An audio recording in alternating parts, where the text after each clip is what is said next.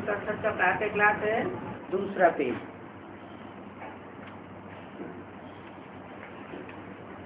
बात चल रही थी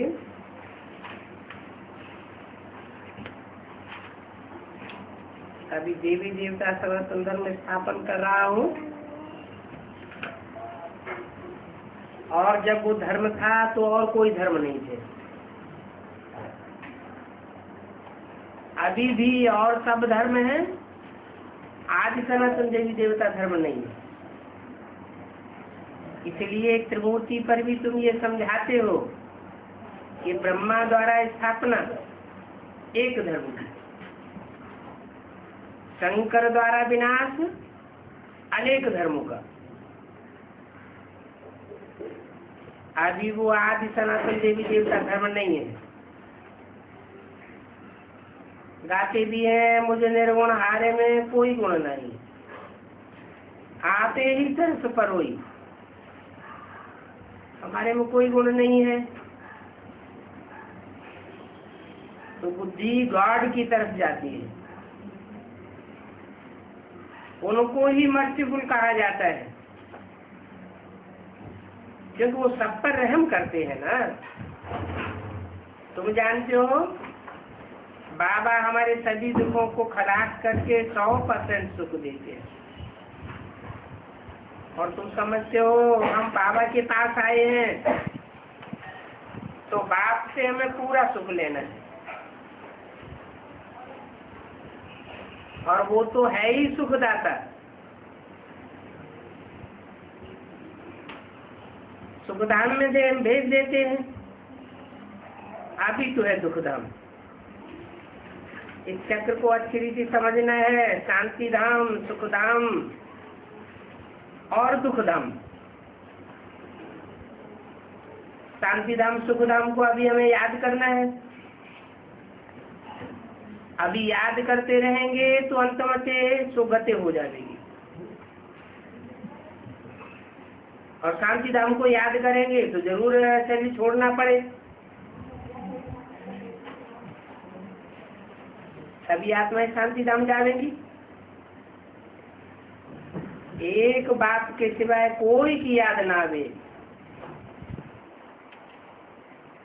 तभी ये दुनिया भूलेगी। एकदम बुद्धि की लाइन क्लियर होनी चाहिए। एक बाप को याद करने से अंदर में खुशी का पारा चढ़ता है। ये तो पुरानी दुनिया में तो अल्पकाल क्षण भंगुर सुख है,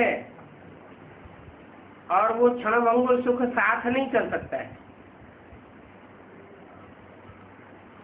अभी तो बाप से ये जो अविनाशी ज्ञान रतन मिल रहे हैं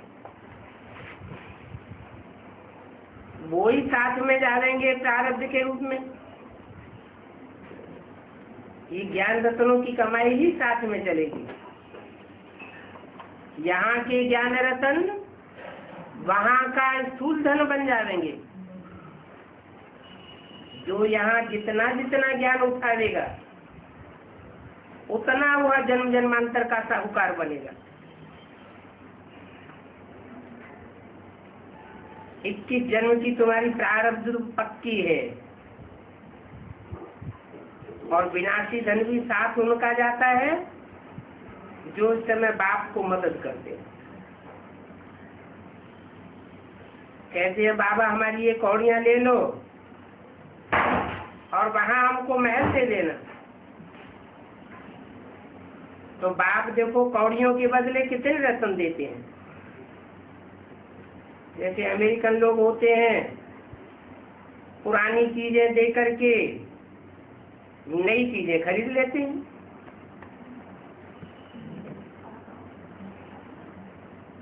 पुरानी चीज का मनुष्य बहुत दाम ले लेते हैं। अमेरिकन लोगों से कितने पैसे कमाते हैं पुरानी चीजों से। पाई पाई की चीज का हजारों ले लेते हैं। तो देखो बाबा भी कितना अच्छा ग्राहक है। ये भोलानाथ गाया हुआ है, मनुष्यों की इस बात का पता नहीं। तो कह देते हैं शिव शंकर भोलेनाथ, शिव और शंकर को मिलाए के इकट्ठा कर दिया है। अब कहाँ शिव निराकार और शंकर आकारी, दोनों को मिलाए कर इकट्ठा क्यों कर दिया है? और किसी देवता को शिव के साथ तो नहीं मिलाई दिया है, शंकर को शिव के साथ मिलाए देते हैं। पूछा जाता है, प्रश्न पैदा होता है, क्यों मिलाई दिया? शंकर को देवों के बीच में महादेव क्यों कहते हैं? महा माने महान पुरुषार्थी, माने जरूर बड़ा पुरुषार्थ किया है। इतना पुरुषार्थ किया है कि बाप समान शिव समान स्टेज बनाई है। इसलिए शंकर के साथ शिव को मिलाए देते हैं। बाकी ऐसे नहीं है कि शिव की आत्मा और शंकर की आत्मा कोई एक हो जाती है, नहीं। शिव तो तुरीय आत्मा है, ऐसी तुरीय आत्मा है जो जन्म मरण के चक्र से न्यारी है। बाकी सब आत्माएं जन्म मरण के चक्र में आती है। हाँ, पुरुषार्थ नंबरवार करते हैं। उन नंबरवार पुरुषार्थ करने वालों में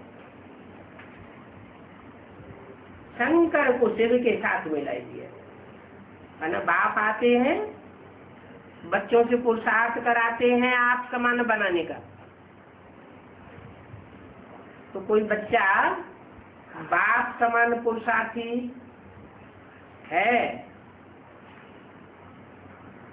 और बाप समान स्टेज बना लेता है, सदा काल की तो नहीं बन सकती, लेकिन थोड़े समय तक के लिए, जब तक कि नई दुनिया स्थापन हो, पुरानी दुनिया का विनाश हो, वो अंत मते जो गति बनाए लेता है।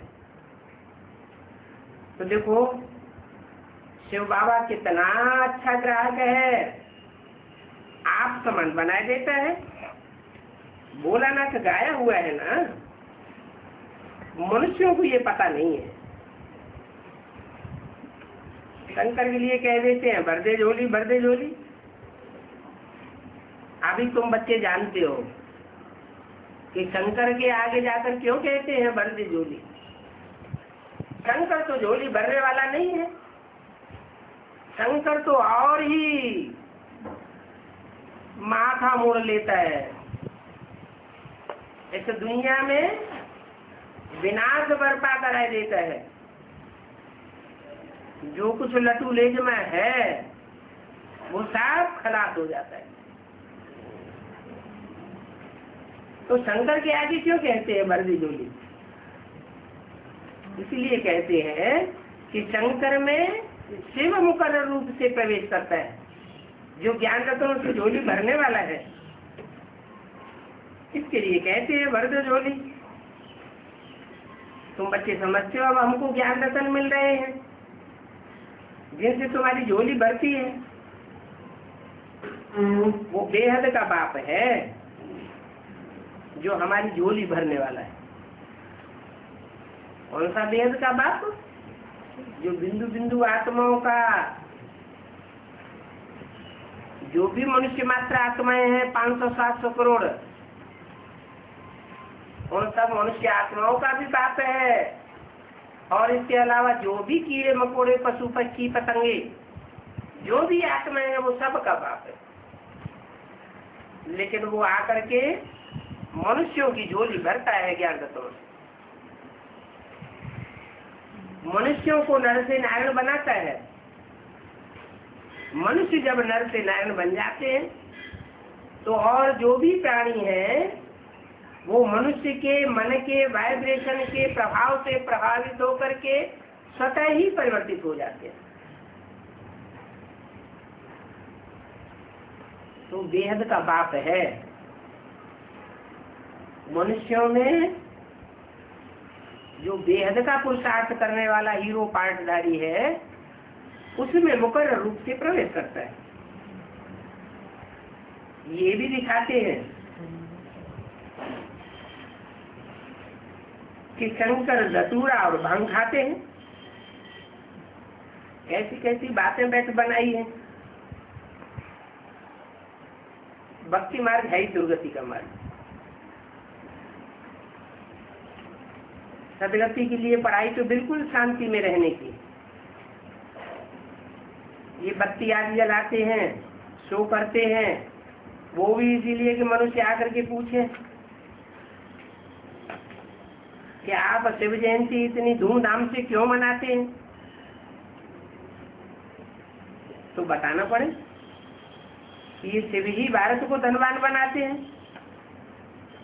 इन लक्ष्मी नारायण को स्वर्ग का मालिक किसने बनाया? कोई ने तो बनाया होगा। इस बात को तुम जानते हो। ये लक्ष्मी आगे जन्म में कौन थी? ये नारायण आगे जन्म में कौन थे? जरूर पहले नर थे फिर नारायण बने। लक्ष्मी नारी थी फिर नारायण ही बनी। गीता में भी यही ज्ञान दिया हुआ है कि नर अर्जुन ऐसी करनी करे कि नारायण बने और नारी द्रौपदी ऐसी करनी करे जो नारायण बने। तो अगले जन्म में ये ज्ञान ज्ञानेश्वरी थे। ज्ञानियों में उत्तम थे, जो ही फिर राजराजेश्वरी बनते हैं। तो अब देखो पद किसका बड़ा है। देखने में तो ये स्वर्ग के मालिक है। कौन?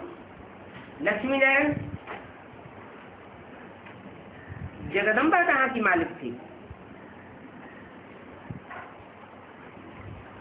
जगदम्बा कहाँ की है? हाँ, जगत की अम्बा तो जगत में ही होगी। जगत कहा जाता है 500 करोड़ को। और लक्ष्मी कहाँ की मालिक? सतयुग की। तो सतयुग की मालिक है लक्ष्मी उनकी, या 500-700 करोड़ जो भी मनुष्य मात्र है उनकी जगदम्बा सारे जगत की माता का टाइटल लेने वाली होती।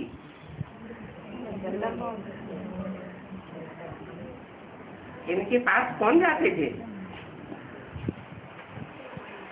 ब्रह्मा को भी 100 भुजाओं वाला, 200 भुजाओं वाला, 1000 भुजाओं वाला दिखाते हैं। देखो कितने बच्चे होते जाते हैं। जितने बच्चे बढ़ते जाते हैं उतनी भुजाएं बढ़ती जाती हैं। भुजा माना नहीं मददगार। देवी को भी लक्ष्मी से जास्ती भुजाएं दे दिए। लक्ष्मी को 4 भुजाएं देंगे और देवी को कितनी भुजाएं दे देते हैं?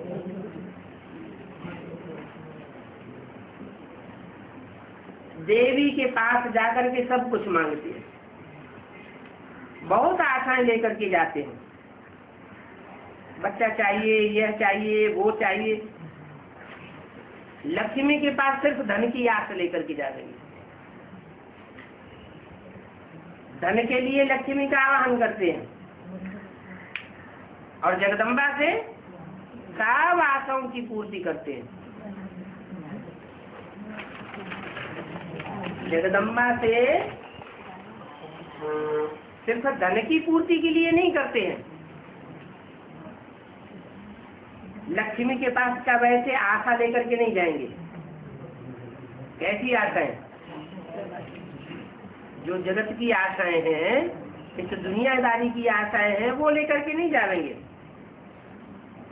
वो तो सिर्फ धनवान बनाती है। लेकिन कौन सा धनवान बनाती है? भक्ति मार्ग में तो समझ लिया, सुंदर का धनवान बनाती है। वास्तव में ईश्वरीय ज्ञान जो ईश्वर आकर के देता है, जो ईश्वरीय संपत्ति है, उसकी धारणा लक्ष्मी ने की। ईश्वर की दी हुई चीज की कदर किसने की? लक्ष्मी ने की। और बाकी दुनिया की जो भी आशाएं हैं उन सब आशाओं की पूर्ति जगदम्बा से करते हैं। जगदम्बा से स्वर्ग की बादशाही मिलती है। ये कोई को पता नहीं है कि जगदम्बा से क्या मांगना चाहिए।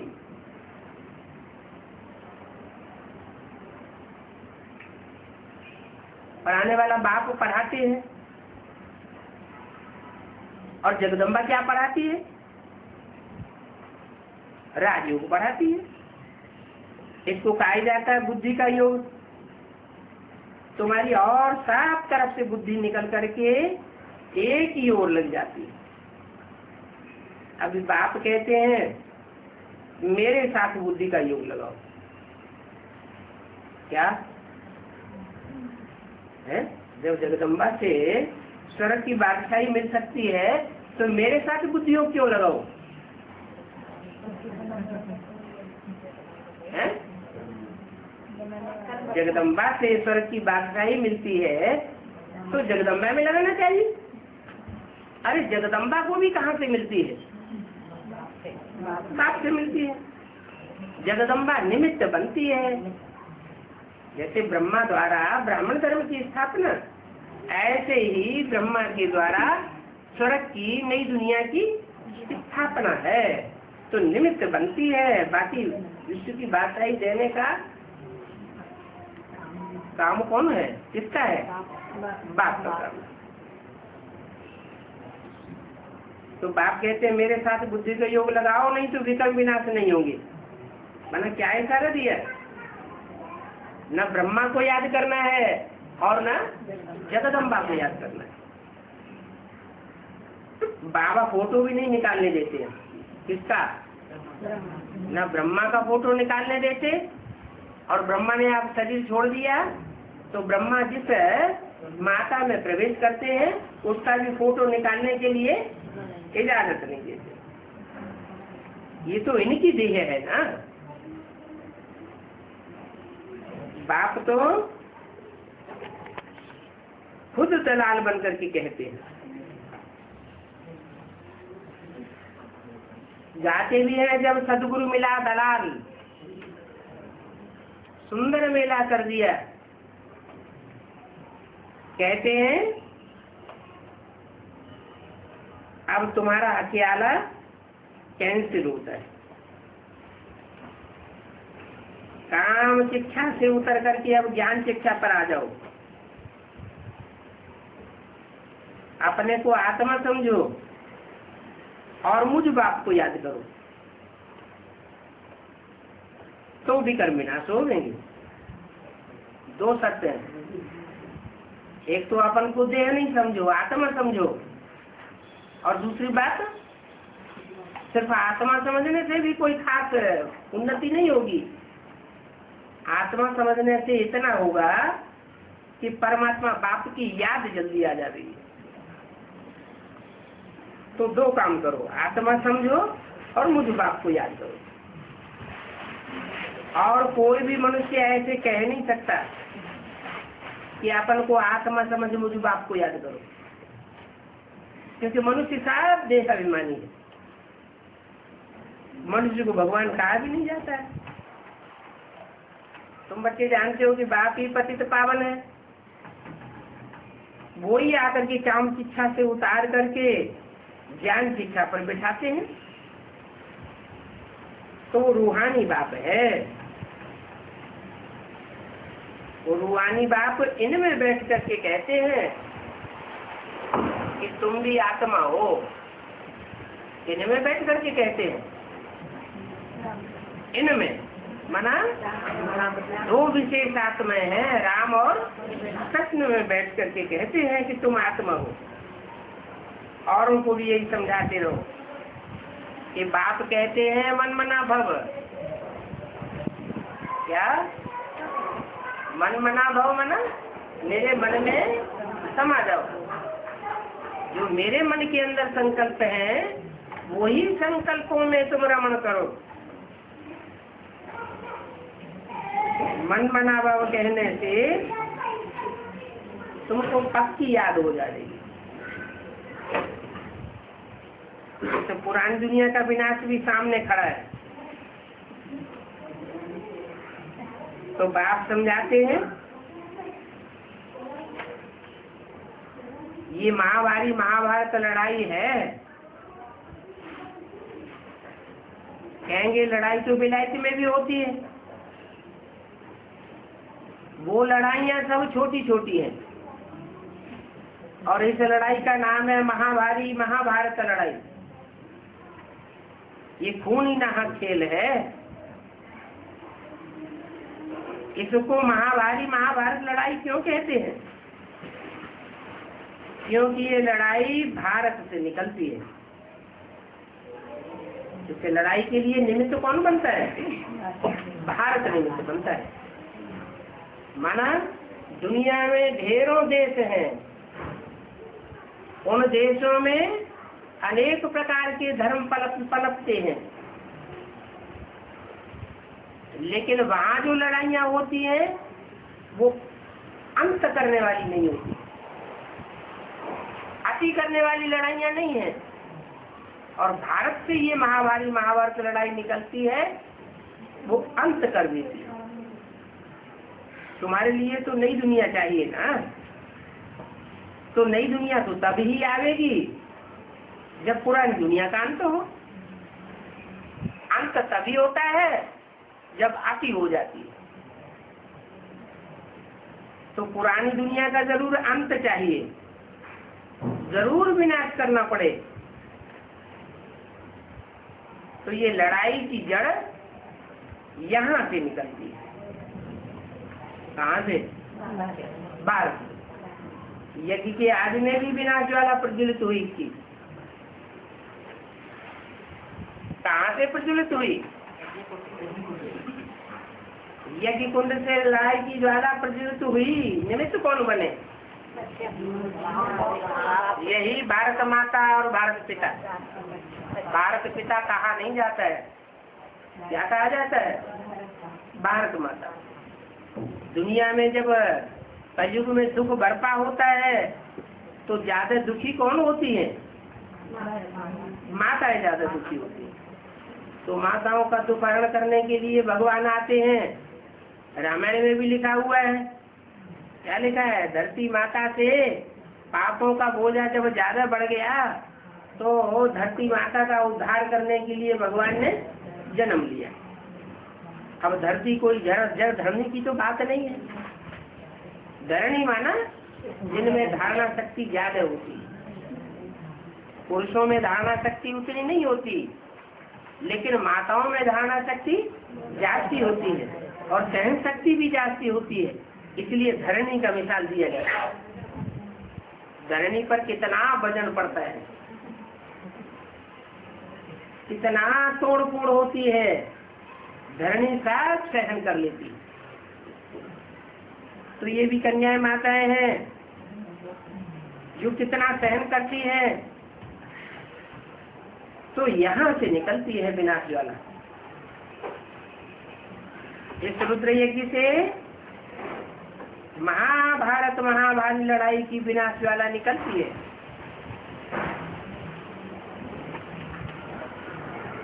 कैसे बताया? भारत से निकलती है और इस रुद्र यज्ञ से निकलती है। भारत से निकलती है माने भारत माता निमित्त बनती है, और रुद्र यज्ञ से निकलती है विनाश ज्वाला। माना रुद्र कौन? रुद्र जो रौद्र रूप धारण करता है, विकराल रूप धारण करता है। शिव को रुद्र भी कहा जाता है, लेकिन शिव तो बिंदी का नाम है। शिव की बिंदी का नाम शिव है। उस बिंदी का नाम कभी बदलता नहीं कि रुद्र हो जाए, लेकिन वही शिव ज्योति बिंदु जब कोई साकार संधानी में मुकर्रर रूप से प्रवेश करता है, तब तक के लिए प्रवेश करता है जब तक कि तो पापाचारी दुनिया का विनाश न हो जाए, तो वो रुद्र कहा जाता है। ये रुद्र यज्ञ से महाभारत लड़ाई की विनाश ज्वाला निकली। बल शास्त्रों में लिखा हुआ है परंतु ये बात किसने कही ये कोई जानते नहीं है। अभी बाप तुमको समझा रहे हैं। नई दुनिया के लिए ही अब तुम राजा ही लेते हो। तुम राजा ही कोई पुरानी दुनिया की नहीं लेते हो, क्योंकि पुरानी दुनिया में जो भी राजाइयां हुई वो सब हिंसा के बल पर हुई। बाप आकर के अहिंसक युद्ध कराते हैं। हिंसक युद्ध मनुष्यों ने किए हैं।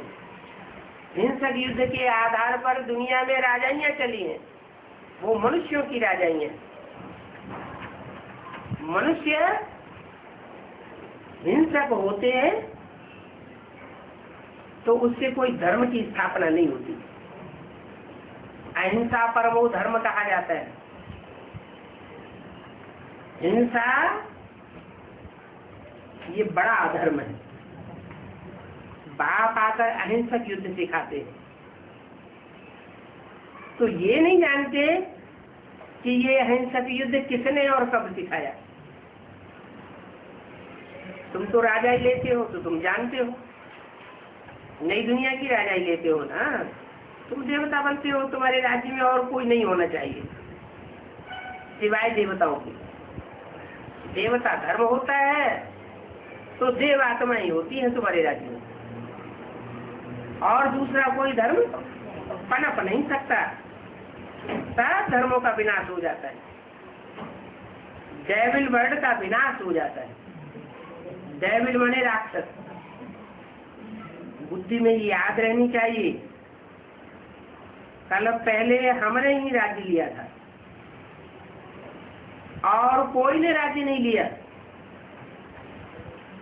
ये राज्य हमने किससे लिया? विधर्मियों से। सारी दुनिया में अब विधर्मियों का राज्य छाया हुआ है। विदेशियों का राज्य बन चुका है। अब बाप कहते हैं मैं तुमको विश्व का मालिक बनाने आया।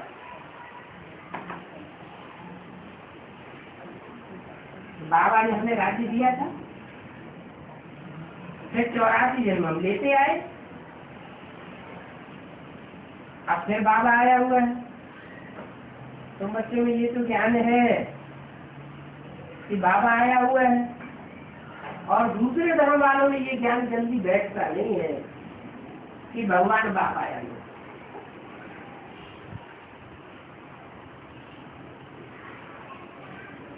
तो बच्चों में ये ज्ञान है और बाप ने ये ज्ञान दिया। अभी जीती धर्म की स्थापना होती है तो बाकी सारे डेविल वर्ड का विनाश हो जाता है। इस डेविल वर्ड को कहते हैं शैतानी राज्य। ये बाप बैठ ब्रह्मा द्वारा सब बातें समझाते हैं। ब्रह्मा भी शिव का बच्चा है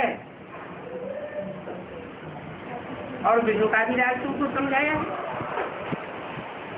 कि जो ब्रह्मा है तो ही विष्णु बनते हैं।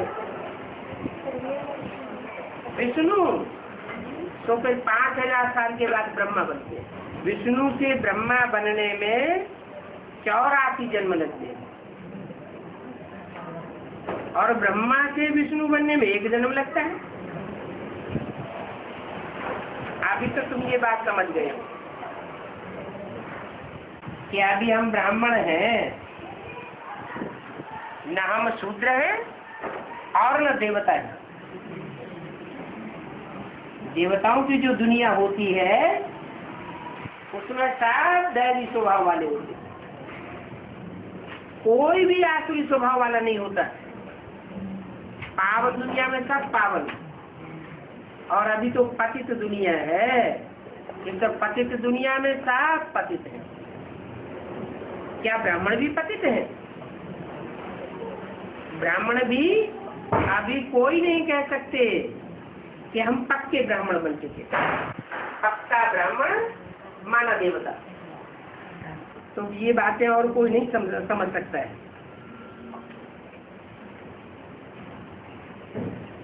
किसी मनुष्य से ये ज्ञान नहीं मिल सकता ज्ञान माना जानकारी, जानकारी काहे की? सच्चाई की, सत्यखंड की जानकारी भगवान बाप या करके देते हैं। शास्त्रों में सत्युग त्रेता की कोई हिस्ट्री नहीं लिखी हुई। लोग समझते हैं सत्युग त्रेता की हिस्ट्री शास्त्रों में।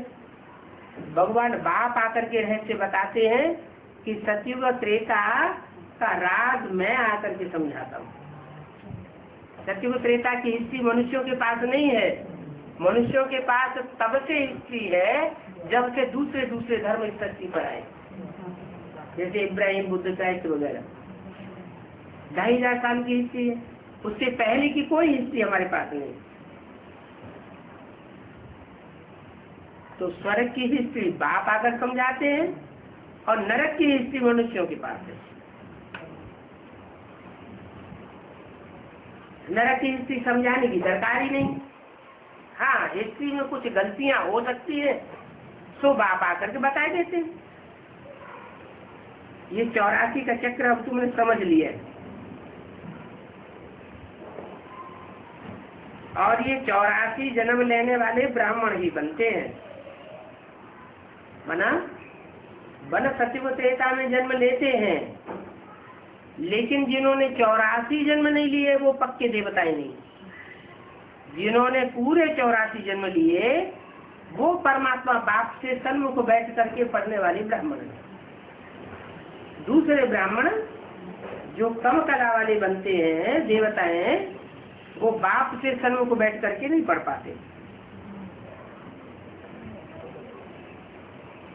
ये नॉलेज देने वाला बाप है, और बाप के सिवाय ये शिक्षा और कोई दे भी नहीं सकता है। इसमें सारी बुद्धि की बात है, क्योंकि बाप को बुद्धिमानों की बुद्धि है। जो भी समझाते हैं बुद्धि संगत बातें समझाते। रावण के द्वारा आती है भक्ति। रावण बुद्धिमान नहीं था क्या? रावण भी बुद्धिमान तो था, लेकिन अनेक प्रकार की बुद्धि संगठित होकर के मित्र हो जाती है, इसलिए भक्ति मार्ग कहा जाता है। जैसे कोई एक रास्ता बताए, दूसरा दूसरा रास्ता बताए, तीसरा तीसरा रास्ता बताए, तो मुझान हो जाएगी ना। यहाँ तो एक बाप है और एक ही रास्ता बताते हैं, और वो बाप बुद्धिमानों की बुद्धि है, इसलिए सही रास्ता बताते हैं। बाप कहते हैं अभी और सब तरफ से बुद्धि का योग तोड़ दो। अनेकों तरफ बुद्धि लगाने से बुद्धि बिगड़ती है, और मुझे एक की तरफ बुद्धि लगाने से बुद्धि सुधरती है। अब मुझे याद करो तो तुम्हारे विकल्प विनाश हो जाएंगे। ग्रस्त व्यवहार में भल रहो। एम ऑब्जेक्ट तो तुम्हारे सामने खड़ा है, जानते हो कि हम पढ़ करके ये बनेंगे, और तुम्हारी पढ़ाई संगम की है, और कोई युग में ये पढ़ाई नहीं पढ़ाई जाती। ऐसे नहीं कि त्रेता में राम भगवान आते हैं तो पढ़ाई पढ़ाते हैं, द्वापर में कृष्ण भगवान आते हैं तो पढ़ाई पढ़ाते हैं। ये सब शास्त्रों में मनुष्यों ने झूठी बातें लिखी हुई हैं। द्वापर में भगवान आवेंगे, दिखाया ना शास्त्रों में कि द्वापर के अंत में भगवान कृष्ण हुए, उन्होंने महाभारत युद्ध कराया। फिर दिखाते हैं कलयुग आ गया, तो भगवान आवेगा तो पापी कलयुग की स्थापना करेगा क्या? अरे भगवान तो है ट्रुथ गॉड फादर, सच्चा बाप कहा जाता है, सच्चा पातशाह कहा जाता है। तो वो आएंगे तो सत्यखंड की स्थापना करेंगे, सत्युग की स्थापना करेंगे या कलयुग की स्थापना करेंगे। तो मैं संगम पर ही आता हूँ और कोई दूसरे युग में नहीं आता हूँ। संगम कलयुग का अंत और सत्युग का। अब तुम ना तो इस तरफ से हो और ना ही उस तरफ के हो, न डेविल दुनिया के हो और न देवताई दुनिया के हो, तुम बीच में हो। क्या? जैसे रस्साकसी होती है ना, तो एक तरफ राम की पाला और दूसरी तरफ रावण की पाला, रास्ता खींचा जाता है तो कभी रावण की पाला में चला जाता है, कभी राम की पाला में आ जाता। तो खींचतान चल रही है। अभी तुम फिक्स रूप से किसी एक तरफ नहीं हो। हाँ, ये जानते हो कि हमारी नैया पार चली जाएगी। सत्य की नैया हिलेगी डुलेगी लेकिन डूबेगी नहीं। अब हम पार जाएंगे। इस पर एक कहानी बनाई हुई है। कोई चल पड़ते हैं, कोई रह जाते हैं। अभी बाप कहते हैं तो ब्रह्मा मुख के द्वारा तुम बच्चों को बैठ करके मैं सुनाता हूँ। इस ब्रह्मा मुख के द्वारा है, इसके द्वारा सुनाता हूँ। सुनाने का कार्य जैसे दादा लेकर आज ब्रह्मा के द्वारा करता हूँ। ये सुनना सुनाना है भक्ति मार्ग का फाउंडेशन। इनके द्वारा जो सुनाता हूँ उस बात की गहराई को समझाता नहीं हूँ, सिर्फ सुनाता हूँ। मैं समझाता किसके द्वारा हूँ? समझाता हूँ उस रूप के द्वारा जो टीचर भी है, बाप भी है और सदगुरु। तो ब्रह्मा के द्वारा सिर्फ टेक्स्ट बुक आती है। टेक्स्ट बुक उसे पढ़ने से अर्थों का पता नहीं चलता। स्टूडेंट टेक्स्ट बुक पढ़ता है, टीचर जब तक उसका अर्थ न बता दे तब तक बात क्लियर नहीं होती। तो बाप ब्रह्मा के द्वारा गीता ज्ञान हमारे सन्मुख रख देते हैं, जिसे हम सुनते हैं, दूसरों को सुनाते हैं, लेकिन समझ में ना हमारी आता है ना दूसरों को समझ में आता है। फिर बाप टीचर का रूप विधान करते हैं।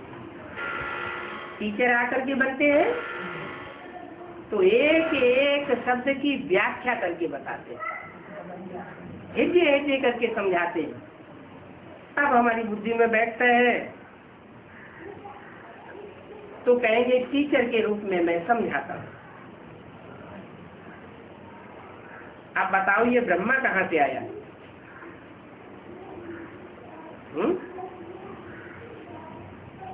ब्रह्मा तो बड़ी माँ को कहा जाता है। ब्रह्म माँ तो बड़ी माँ कहाँ से आई? बड़ी माँ तो जरूर बाप से ही आवेगी। प्रजापिता तो जरूर यहाँ इस सृष्टि पर ही चाहिए। माना ब्रह्मा सूक्ष्म बतनवासी बन सकता है, लेकिन प्रजापिता सूक्ष्म बतनवासी नहीं बन सकता। क्यों? क्योंकि बाप की तो जिम्मेवारी होती है। क्या जिम्मेवारी होती है? सब बच्चों की जिम्मेवारी होती है। बाप के ऊपर ये जिम्मेवारी पड़ी हुई है। बाप बच्चों की पालना के लिए, बच्चों को जन्म देने के लिए माँ की रचना करता है। तो ब्रह्मा की रचना किसके द्वारा हुई? बाप के द्वारा। तो मुरली में पूछते हैं कि तो ब्रह्मा का बाप कौन है? ब्रह्मा के बाप का नाम बताओ। तो वेद के नारे तो सब मुझे जाते, ब्रह्मा का बाप कौन होगा? कहेंगे शिव बाबा। अरे शिव तो बिंदु का नाम है, ब्रह्मा तो साकार है। बिंदु से साकार कैसे पैदा होगा? साकार की पैदाइश तो जरूर साकार के द्वारा चाहिए। तो ये बुद्धि में बैठता नहीं था, अभी बुद्धि में बैठता है कि यज्ञ के आदि में जिस व्यक्तित्व के द्वारा ज्ञान का बीज डाला गया वो हुआ प्रजापिता। जैसे गीता में कहा हम बीज प्रदप पिता, मैं बीज बोने वाला पिता हूँ। तो ज्ञान का बीज बोता है पिता, और उस बीज को जिसने धारण किया पहले पहले वो माता होता।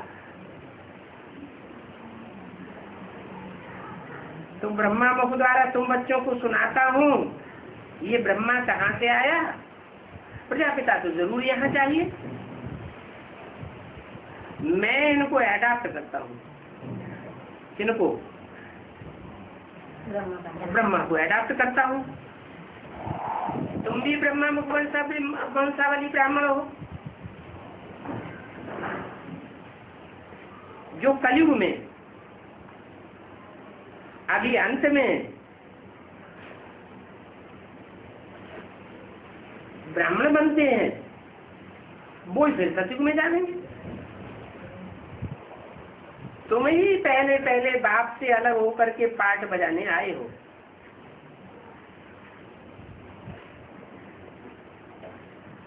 क्या मतलब हुआ? माने यज्ञ के आदि में राम बाप था और तुम बच्चे भी थे। कौन बिछुड़ा पहले? यज्ञ में और तो दीदी दादी दादाएं यज्ञ के आदि से ही अभी भी बैठे हुए हैं।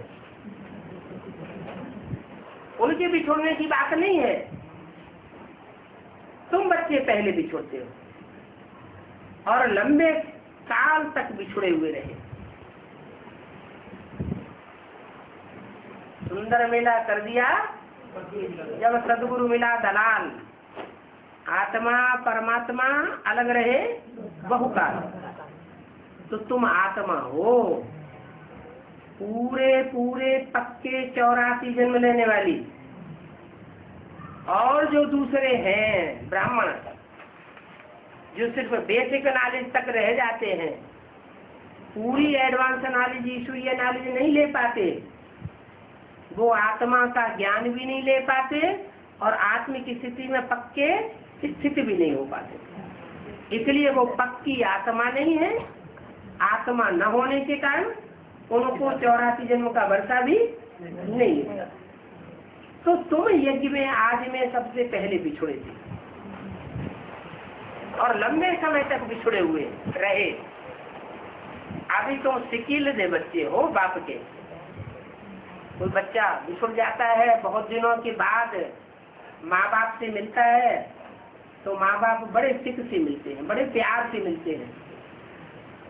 तो ये बाप भी कहते हैं कि तुम ही हमसे सबसे पहले बिछुड़े थे यज्ञ के आदि में। क्या 5000 साल पहले बिछुड़ने की बात नहीं है। शिव ज्योति बिंदु से बिछुड़ने की बात नहीं है। शिव ज्योति बिंदु से मिलना और शिव ज्योति बिंदु से बिछुड़ना ये कोई मतलब नहीं होता है। मिलना और बिछुड़ना साकार में होता है या निराकार की बात है? साकार की बात है। तो यज्ञ के आदि में तुम बच्चे बिछुड़े थे और बहुत लंबे समय के बाद अब तुम बच्चे आकर के फिर मिले। पहले भी तुम थे बाप के साथ। यज्ञ के आदि में जब विनाश ज्वाला प्रज्वलित हुई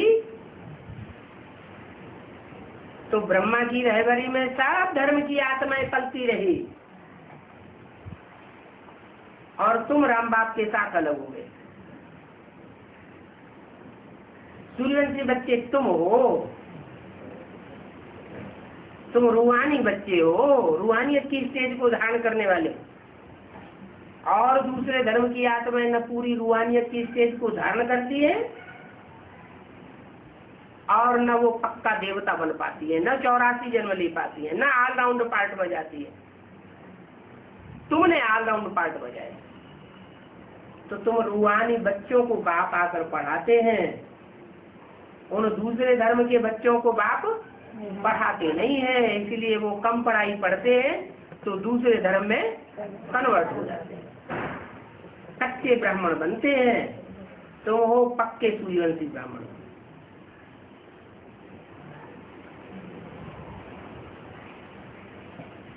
तो तुम्हें ही पहले पहले बाप से अलग होकर पार्ट बजाने आए हो, तुम्हारे में भी सबके लिए नहीं कहेंगे, कहेंगे कि नंबरवार। ये भी मालूम पड़ जाएगा कि कौन कौन पूरे 84 जन्म लेते हैं।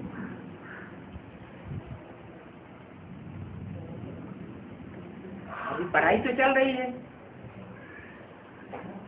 जो पूरे 84 जन्म लेने वाले होते हैं वो पक्की आत्मिक स्टेज धारण कर लेते हैं। इन लक्ष्मी नारायण की तो गारंटी है किस बात की कि ये तो पूरे 84 जन्म लेंगे ही लेंगे।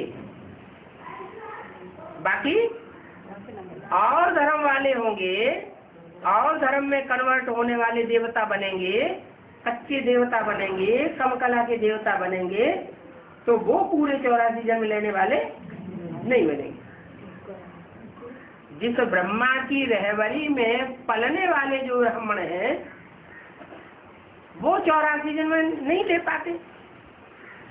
क्यों नहीं ले पाते? क्योंकि जिस ब्रह्मा की रहबरी में पले थे, पल रहे हैं, वो ब्रह्मा ही पूरा ऑलराउंड पार्ट नहीं बजा पाता। उसके भी 5000 वर्ष के ड्रामा में से 50 वर्ष कम हो जाते हैं, तो उसका संघ का रंग लेने वालों के भी और ही ज्यादा कम हो जाएंगे। तो लक्ष्मी नारायण की गारंटी है कि ये जितने सुंदर बनते हैं उतना दुनिया में कोई सुंदर नहीं बनता। इनके लिए गायन है श्याम सुंदर। क्या ये जितने काले बनते हैं, जगन्नाथ के मंदिर में चेहरा कैसा दिखाया जाता है? काला चेहरा दिखाया जाता है। ये जितने काले बनते हैं उतना कोई धर्म पिता इतना तामसी नहीं बनता। और ये जितने सुंदर बनते हैं इतना कोई भी धर्म पिता सुंदर नहीं बनता। और एक ही जन्म में अति काले और एक ही जन्म में अति गोरे, तो नाम पड़ता है श्याम सुंदर। श्याम सुंदर एक का नाम है या दो के नाम है? एक का नाम है श्याम सुंदर। वो तथाकथित ब्राह्मण ये समझ लेते हैं कि दादा लेखराज ब्रह्मा के रूप में जो पार्ट बजाया वो श्याम पार्ट है, और सतयुग में जाकर के जो कृष्ण के रूप में जन्म लेगा वो पर्सनालिटी सुंदर होगी। तो दो व्यक्तियों का नाम हो गया, दो पर्सनालिटी का नाम हो गया, या एक व्यक्ति का नाम हुआ तो दो पर्सनालिटी हो गई। तो वो बात जमती नहीं है। बात कहते हैं कि श्याम सुंदर टाइटल तुम बच्चों का नंबरवार है। तुम बच्चे भी श्याम बनते हो, तुम बच्चे ही सुंदर बनते हो। देवी देवताएं सुंदर थे, सांवरे से सुंदर बनते हैं, गावड़े के छोड़े से बदल करके सुंदर बन जाते हैं। माना जब काले होते हैं तो गावड़े में जाकर जन्म लेते हैं। गावड़े का छोरा माना कुछ पढ़ा लिखा नहीं है, ज्यादा गंवार है। इस समय सब छोरे और छोरियां, माना दिव्य गुणों की धारणा कोई के अंदर नहीं है। रावण की पढ़ाई पढ़ी हुई है तो सब छोरे छोरियां हो गए। अभी बाप आकर के तुमको सुंदर बनाते हैं। ये बेहद की बातें हैं। बाप आते हैं तो रूप वसंत की जोड़ी बनाते हैं। रूप माना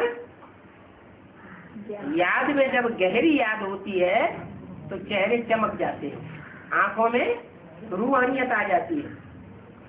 तो जब परिपक्व स्टेज अंत में सब बच्चों की बनेगी तो सब बच्चे रूपवान बन जाएंगे। ऐसे ही बसंत ज्ञान जब धारण हो जाता है तो दिव्य गुणों की खुशबू भी धारण होती है, दिव्य शक्तियां भी अंदर समा जाती है, उसको कहते हैं बसंत। जैसे बसंत ऋतु में चारों तरफ खुशबू ही खुशबू होती है, चारों ओर फूल खिलने लगते हैं, ऐसे ही तुम बच्चे बसंत के माफिक दिव्य गुणों की खुशबू फैलाने लग पड़ते हो। तो देखो कितनी बेहद की बातें हैं, इनको कोई जानते नहीं है, कितनी अच्छी अच्छी समझानी दी जाती है। हर एक के लिए सर्जन तो यहाँ एक ही है, और ये सर्जन अविनाशी सर्जन है। आत्मा ही तमो प्रधान बनती है, उनको फिर सतो प्रधान बनना है। इसके लिए युक्ति बताई जाती है कि मुझ बाप को याद करो, अपन को आत्मा समझो। आत्म की स्थिति में रहेंगे तो बाप याद आएगा, देवान की स्थिति में रहेंगे तो जरूर रावण और रावण संप्रदाय याद आते रहे। इसलिए बहुत प्रैक्टिस करनी है, क्या कि मैं ज्योति बिंदु आत्मा हूं। बाप कहते हैं मुझे याद करने से तुम सतो प्रधान बन जाएंगे। जितना याद करेंगे उतना सहज तुम्हारा खाद निकलता जाएगा। काहे का खाद निकलता जाएगा? पाप कर्मों का जो खाद पड़ा हुआ है आत्मा में, और धर्म वालों के संग के रंग में आने से कचरा पड़ गया है, वो कचरा निकल जाएगा। कैसे निकलेगा? याद माने योग अग्नि। जैसे सोने को अग्नि में डालते हैं तो उसमें तांबा अलग हो जाता है, चांदी अलग हो जाती है। जो मिक्सचरिटी करते हैं सोने में दूसरे दूसरे मेटल की, वो मेटल अलग हो जाता है। तो ऐसे ही तुम जितना जितना बाप को याद करेंगे, तुम्हारे अंदर से काम क्रोध लोभ मोह अहंकार की खाद निकलती जाएगी। ये खाद किससे आई है? रावण संप्रदाय से आई। रावण संप्रदाय कब से आया? द्वापर से आया। जब से द्वैतवादी धर्म आए तब से ये रावण आया।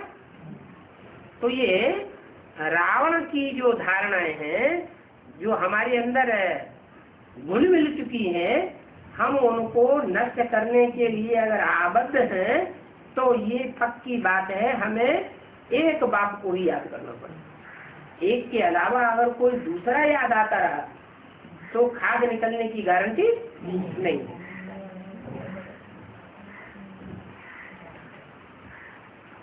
तो देखो आग ठंडी होगी तो अलाय नहीं निकलेगी। सोना जब ज्यादा अग्नि में तपाया जाता है, तीव्र अग्नि में तपाया जाता है, तब ही उसकी खाद निकलती है, नहीं तो खाद नहीं निकलती। तुम्हारी भी योगाग्नि जब बहुत तीखी होगी तब तुम्हारे पाप कर्म बस होंगे। इसका मतलब अभी हमारे पाप कर्म बढ़ रहे हैं या घट रहे हैं? बढ़ रहे हैं। क्यों बढ़ रहे हैं? क्योंकि अभी भी हम रावण संप्रदाय की दुनिया के बीच में रहते हैं। जब तक ऐसी दुनिया के बीच में रहते हैं तब तक हमारी अलाय बढ़ती जा रही है। पहले एक गुनी बढ़ती थी जब ज्ञान नहीं लिया था, और अभी ईश्वरीय ज्ञान ले लिया है तो ईश्वर बाप कहते हैं अभी 100 गुना बोझ चढ़ता है अगर श्रीमत के बरखिलाफ काम करते हैं। तो 100 गुना बोझ चढ़ता है तो अलाय बढ़ रही है कि घट रही है? बढ़ रही है। फिर क्या करना चाहिए? कैसे याद करें? दूसरों के संग के रंग में आते हैं तो दूसरे याद आने लग पड़ते हैं। फिर याद कैसे करें? चलते फिरते उठते बैठते, चलते फिरते उठते बैठते ही तो दूसरों का संग रंग लग जाता है। जंगल में कहीं एक जगह जाके बैठे हैं तो हो सकता है न भी लगे। अच्छा ठीक है, आत्मा तो समझते हैं, 70 साल हो गए आत्मा समझते समझते। ब्रह्मा के द्वारा जब तक पाठ चला तब तक बाप का पक्का स्वरूप बुद्धि में नहीं था। अभी तो बाप का स्वरूप भी पक्का बुद्धि में बैठा हुआ है, तो भी याद क्यों नहीं रहती? याद टिकती क्यों नहीं है?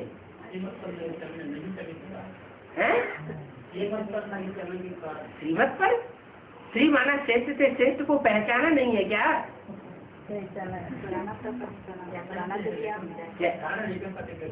श्रेष्ठ से श्रेष्ठ को पहचान लिया तो मत पर चलना चाहिए, फिर क्यों नहीं चल पाते? पुरानी दुनिया में। अच्छा तो नई दुनिया कहाँ से आएगी? पुरानी दुनिया में तो पुरानी दुनिया के ही लोग होंगे, पतित लोग होंगे। नई दुनिया में पावन लोग होंगे। अब नई दुनिया तो है नहीं, तो फिर क्या करना चाहिए? मूल बात है कि इस समय बाप गुप्त पार्ट बजाए रहा है। गुप्त पार्ट बजाने के कारण बच्चों की बुद्धि में भी माया भ्रम पैदा कर देती है। क्या भ्रम पैदा कर देती है? अभी अभी बाप के ऊपर निश्चय होता है, अभी अभी निश्चय उखड़ जाता है। जब निश्चय उखड़ जाता है तो उल्टी वाणी चलने लग पड़ती है, उल्टे संकल्प चलने लग पड़ते हैं, उल्टी कर्मेंद्रियां कर्म करने लग पड़ती है। माया हमको भरमाई देती है। तो क्या करना चाहिए? गुप्त बाप को प्रत्यक्ष करने में सारी ताकत लगाई देना चाहिए। जब संसार में वो गुप्त बाप प्रत्यक्ष हो जाएगा तो हमको भी बाप की पक्की याद बनी रहेगी। माया फिर हमको वायलोरा नहीं डाल सकेगी। तो युक्ति बताई जाती है, याद और सेवा में लगे रहो। योगाग्नि निरंतर प्रज्वलित रहनी चाहिए। बाप कहते हैं तुमको कितना समझाता रहता हूँ, परंतु बच्चों में धारणा होती नहीं। अच्छा, दिव्य गुणों की धारणा नहीं होती है तो मन मना बस मेरे को याद करो। याद करने से और दूसरे सब्जेक्ट अपने आप पक्के हो जाते हैं। जब गाते हैं योग बल से विश्व की बादशाही, ऐसे तो नहीं कहते ज्ञान बल से विश्व की बादशाही, धारणा बल से विश्व की बादशाही कहते हैं, या सेवा के बल से विश्व की बादशाही नहीं। क्या गया हुआ है? योग बल से विश्व की बादशाही। तो अगर धारणा नहीं होती है तो तुम याद करने में लग जाओ। याद परिपक्व स्टेज को पहुंचेगी तो तुम्हारे अंदर स्वतः ही दैवी गुण धारण हो जाएगा। परंतु बच्चे बाप को याद करना भूल जाते हैं। ये पतितों की दुनिया है ना। पतितों की दुनिया में संग के रंग से साफ पतित बन जाते हैं। यथा राजा तथा प्रजा। अभी जिनका राज्य है वो कौन है? पतित है या पावन है? पतित। और वो ज्ञान भी नहीं लेते। जो गरीब हैं वो ज्ञान उठाते हैं, जो उनके पदमान मर्तबे वाले हैं वो ज्ञान को उठाते ही नहीं। अभी तुमको तो ये पतियों का पति मिल गया है, ज्ञान से कितना संघाते हैं। बाकी भगाने आदि की तो बात ही नहीं है। भगवान कौन है ये जानते ही नहीं है। कृष्ण को भी भगवान ने कह दिया, ये तो झूठ बात हो गई। गीता ही झूठी तो उनके बाल बच्चे सब झूठे हो जाते हैं। इसलिए गाते हैं कि झूठी माया, झूठी काया, झूठा सब संसार। किस बात में झूठ बोलते हैं? सबसे ज्यादा किस बात में झूठ बोलते हैं? परमात्मा सर्वव्यापी। जबकि परमात्मा एक व्यापी होकर के आया है तो भी कह देते हैं कि परमात्मा सर्वव्यापी। बाबा ज्ञान सुनाते हैं तो वो अज्ञान सुनाते हैं। बाबा क्या ज्ञान सुनाते हैं कि मैं एक व्यापी एक मुकर्रर रथ में आता हूँ, और वो कहते हैं ये हो नहीं सकता, बाप तो सर्वव्यापी। तो देखो ये बातें कृष्ण नहीं कहते हैं, ये बातें तो बाप कहते हैं। फिर भी ब्राह्मणों की दुनिया में क्या बुद्धि में बैठ गया कि जो भी गीता आई वो गीता का भगवान साकार में कौन है, तो भी कृष्ण को गीता का भगवान मान लेते हैं। बाप कहते हैं ये कृष्ण दादा लेख रहा है गीता का साकार भगवान नहीं है, गीता का साकार भगवान तो शिव शंकर भोलेनाथ है, वो ही प्रसिद्ध होना है।